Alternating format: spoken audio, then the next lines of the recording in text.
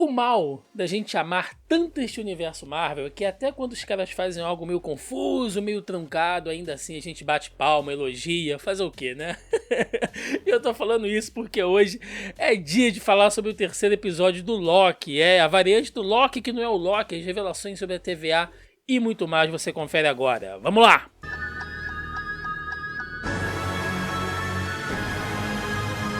Olá, meus amigos! Tudo bem com vocês? Como prometido, quinta-feira é dia da gente se reunir aqui pela manhã, tomando um cafezinho e falando sobre Loki. Dessa vez o terceiro episódio, né? E olha, foi ali meio complicado em alguns momentos, mas vamos lá. Eu já quero deixar claro que esse episódio é o episódio que geralmente a gente fala que ele é anticlímax, né? Toda série tem um episódio assim, gente. Toda série tem um episódio assim. Geralmente ele acontece ali para dar início, né, ou andamento ao terceiro arco, que é quando você tem alguma coisa super assim esperada, né? Geralmente você termina um episódio num cliffhanger assim, numa grande expectativa, acontece alguma coisa e o episódio seguinte é aquele episódio que freia, que segura a audiência e geralmente é uma cena de flashback, ou é uma explicação, ou ele te retira daquele acontecimento, te joga para outro lugar e você fica esperando aquilo acontecer. Né? Game of Thrones fazia isso direto, muito bem. As próprias séries da Marvel trabalham com isso também. Então esse episódio é um episódio anticlímax. Ele não é um episódio ruim, nada disso, longe disso. Mas claramente você percebe que ele teria ali a intenção de te contar muito mais do que ele contou, mas a série dá uma pisada no freio. O que me assusta é que geralmente isso acontece, como eu falei, lá da segunda metade e não logo aqui no terceiro episódio. Tudo bem que essa é uma série muito mais curta, mas ainda assim eu achei esquisito. No nosso vídeo passado, eu cravei aqui algumas hipóteses, algumas teorias de que a Lady Locke, que a galera tá chamando de Lady Locke, a partir de agora eu vou chamar de Sylvie, de que a Sylvie ela não seria uma variante do Loki e que tem uma grande chance de que ela seja Encanto, né? Seja ali a introdução de um novo personagem, e eu meio que dei ali algumas justificativas de por que eu achava isso. Quem quiser saber mais é só conferir o vídeo aí que a gente gravou do episódio passado, do episódio 2. E se estivermos errado, eu venho aqui e me retrato. Por que eu estou dizendo se estivermos, né? Tem muita gente achando que não, agora tá cravado, tá confirmado de que ela realmente é uma variante do Loki. Porém, eu ainda peço cautela a vocês, porque o que dá a entender realmente é que ela foi uma variante do Loki e agora ela já se transformou em outra coisa. Tanto é que em diversos momentos, quando o Loki chama ela de Loki, ela fala, não me chame assim. Desde o início, sempre que ele chama ela de Loki ou de variante, você vê que ela dá uma retrucada muito brusca, né? Tipo, ela não quer ser chamada assim. Parece que ser chamada de Loki ofende ela de alguma maneira.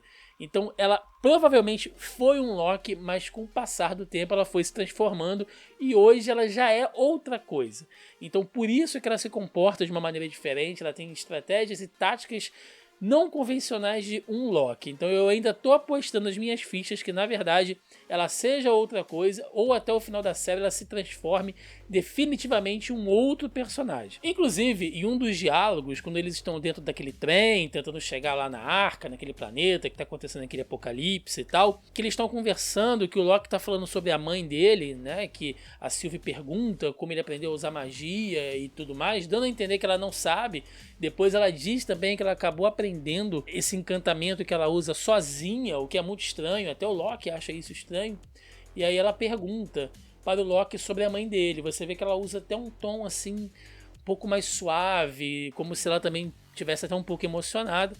E o Loki comenta ali, fala sobre a Asgard, que ela era uma rainha e tal, que tinham escondido, né, o fato dele ser adotado, e ela já diz que é totalmente o contrário, que ela sempre soube que era adotada e tal, e ela não cita mais nada, e ela parece assim, não interagir muito com ele nessa questão sobre família, sobre mãe. Então dá a entender que até nessa realidade da Sylvie, onde ela possivelmente foi um Loki, a própria Asgard era diferente. A criação dela foi diferente. E mais uma vez isso crava definitivamente que existe um multiverso nesse universo Marvel do MCU. Então a gente já sabe disso, né? Isso já praticamente era confirmado. mas que existem sim diversas formas, diversas variantes que podem ser totalmente diferentes uma das outras, não só na aparência, como na história, na criação e nos poderes. E isso, meus amigos, isso é extremamente importante dentro da história, porque mostra a possibilidade do uso dessas variantes. A gente está esperando aí o que será talvez o Quarteto Fantástico no final dessa fase 4, como foi anunciado. A galera já está pedindo há muito tempo a introdução dos X-Men nesse universo e outros personagens ali que antes estavam sob o direito de outras empresas, Demolidor, Justiceiro, enfim, a galera tá querendo que esses personagens sejam introduzidos, né? Todo mundo quer que isso aconteça, e agora com essa pequena pincelada de multiverso, de variantes, a Marvel mostra que ela pode fazer isso daqui pra frente, talvez usando essa estratégia. A gente não sabe o que vai acontecer com a história, com a própria linha do tempo, a partir da série do Loki, do filme do Doutor Estranho com a Feiticeira Escarlate, o próprio filme do Homem-Aranha, que vai mexer também com essa coisa de multiverso. A gente não sabe o que pode acontecer daqui pra frente, mas olha, gente, eu tenho quase certeza que a sementinha está sendo plantada aqui.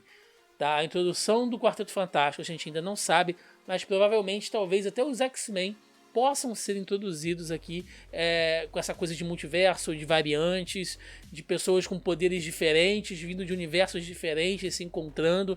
Então é extremamente importante todo esse paralelo que eles estão fazendo agora. Sobre a série em si, para a história, nós não tivemos tantas revelações assim. Inclusive, como eu falei no início do vídeo, eu achei um episódio muito truncado, diálogos ali que você vê que tem o potencial de se desenvolver em alguns momentos, mas eles param, voltam, tem aquela piadinha para poder cortar e te tira daquele raciocínio que estava sendo criado ali, então você tem que o tempo todo ir pegando e costurando pontos. Bom, sabemos que o plano da Sylvie para chegar até os Guardiões, talvez para desmantelar a TVA, é algo que ela está fazendo há anos, né? Ela fala pro Loki: você acabou de atrapalhar, de destruir, de interferir em um plano de anos. E tudo bem que o conceito de tempo dentro da série ele é muito elástico, mas dá a entender que ela está fazendo isso há muito tempo, né? Então ela está fazendo isso sozinha, ela está fazendo isso com a ajuda de alguém. A partir de quando ela começou a fazer isso? Qual evento deu um gatilho para que ela trabalhasse com isso? Então são muitas hipóteses aí que ainda estão em aberto, né? A gente achou que ela fosse realmente explicar um pouco mais sobre isso, mas continua tudo muito jogado e a gente só tem ali muitas conjecturas e poucas respostas. Uma coisa que ficou já praticamente certa, né, é que a TVA, como a gente já desconfia há muito tempo, não é exatamente o que eles dizem ser, e as pessoas que trabalham lá não foram criadas pela agência. Na verdade, elas também são variantes e estão ali com a sua mente dominada. Elas sofreram uma lavagem cerebral e estão trabalhando naquela agência ali, sem saber exatamente o que elas são e de onde elas vêm. Essa foi a revelação da Sylvie, e isso a gente já pega também, né? Você vê que algumas pessoas ali, alguns agentes, eles trabalham de maneira muito mecânica, né? Tem gente ali que não sabe o que é um peixe. Então, o próprio personagem lá do Owen Wilson, né? O Mobius, ele tem aquela fixação com jet ski, ele não sabe de onde vem aquilo. Então, isso lembra até um pouco WandaVision, né? Que as pessoas estão sendo controladas ali e dominadas, mas a um nível muito maior. Então, outra pergunta que ainda não temos resposta: o que a TVA está escondendo? Que ela existe, ela existe. Ela não é uma ilusão, né? Diferente de WandaVision, que era uma coisa montada artificialmente, não. Eles existem e são poderosos. A gente tem que lembrar aqui, mais uma vez, que um Tesseract não funciona dentro ali do espaço da agência, né? Então, realmente, poderes eles têm. Viajar no tempo, a gente viu em Vingadores Ultimato que não é uma coisa simples. E aqui eles fazem com a maior tranquilidade. Então, não é uma coisa fake, né? Lógico, as motivações por trás disso talvez não sejam tão altruístas, né? Talvez essa coisa dos Guardiões do Tempo, que mantém o equilíbrio da linha do tempo e tal, isso é balela, né? Provavelmente os caras estão escondendo alguma coisa, fizeram ou vão fazer alguma merda e estão usando aquelas pessoas ali como marionete. E mais uma vez o episódio termina ali com um pseudo-clímax, né? de como os nossos heróis, nossos protagonistas, a nossa dupla dinâmica vai fugir daquele planeta que vai ser destruído, enfim. E eu achei realmente, assim, um episódio, gente, muito sem ritmo, né? Ele tem coisas importantes, como eu falei, ele levanta algumas questões, mas ele deixa mais coisas em aberto. Eu sei que nem todo episódio precisa de ação, pancadaria, explosão para ser um bom episódio. Inclusive eu plantei isso aqui, falando sobre WandaVision, falando sobre Falcão e Soldado Invernal. Alguns episódios que a galera reclamou, que não teve muita ação e tal. Falei, gente, olha só, são episódios importantes, estão desenvolvendo os personagens, estão desenvolvendo esse universo Marvel, são os Vingadores agora e tal. Então eu falo assim, sem nenhum temor, sem nenhum remorso, de que o problema não é ter ação, o problema é essa falta de ritmo, né? A própria química entre o Loki e a Sylvie, eu não sei, eu não achei que funcionou muito, né? Diferente da relação do Loki com o Mobius ali, você vê que o Tom Hiddleston e o Owen Wilson até já trabalharam antes, né? Então você vê que os próprios atores têm uma química entre eles, os diálogos são bem mais ricos, são mais dinâmicos, e ali entre o Loki e a Sylvie ficou muito aquela coisa tipo, eu não confio em você, mas eu também não confio em você, mas eu sou obrigado a ficar com você, eu também sou obrigado a ficar com você. Então, sabe, aquela coisa meio... quase uma comédia romântica, né? A gente sente até uma tensãozinha amorosa, né, entre eles ali, aquela coisa, eu não gosto de você, mas eu quero ficar com você e tal, sou obrigado a andar com você, sabe? Muito, muito forçado, assim. Lógico que a gente ficou conhecendo mais coisas sobre o Loki, a bissexualidade dele foi confirmada nesse episódio por ele mesmo, ele diz ali, né, quando ela pergunta pra ele se tem alguém esperando ele, se ele gosta de alguém e tal, se é um príncipe ou uma princesa, ele diz que é meio complicado e tal, enfim, mas ainda assim, os diálogos, sinceramente, eu achei pobres. Algumas cenas nos 2 episódios anteriores, pequenas cenas, serviram para você construir ou desconstruir o personagem do Loki de maneira muito mais efetiva. Aquele choque de realidade que ele tem, gente, no primeiro episódio, naquela sala, vendo a morte dele, a morte da mãe dele, lembrando mais uma vez que esse Loki aqui é diretamente o Loki lá de 2012, do filme dos Vingadores, então ele não passou por todo o processo que a gente viu ao longo dos filmes, aquele choque de realidade que ele teve, mostrando quão medíocre a vida dele como de todas as outras pessoas do universo,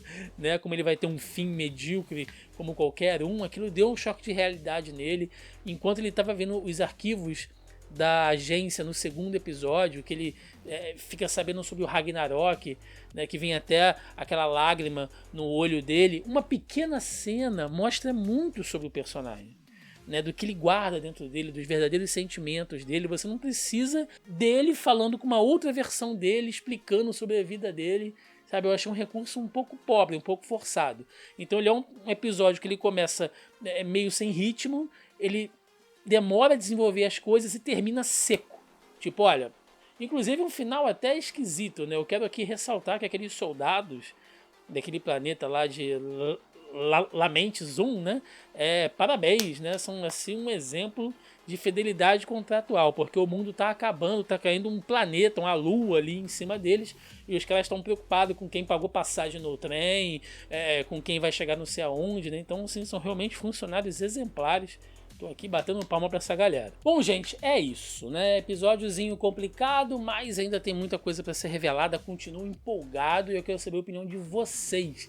Vocês já estão satisfeitos aí com as respostas sobre a Sylvie? Podemos cravar realmente que ela é uma variante do Loki? Ela foi uma variante? O que será desenvolvido a partir disso? Deixe nos comentários aí a opinião de vocês, dê seu like ou dislike. E por favor, se inscreva aqui no canal que nos ajuda e nos incentiva bastante. Semana que vem teremos aqui mais um vídeo, dessa vez falando sobre o 4º episódio, que eu espero que tenha muito mais informação, porque Loki tem um potencial muito grande dentro desse universo Marvel. É isso, gente. Eu vou ficando por aqui. Até a próxima e valeu!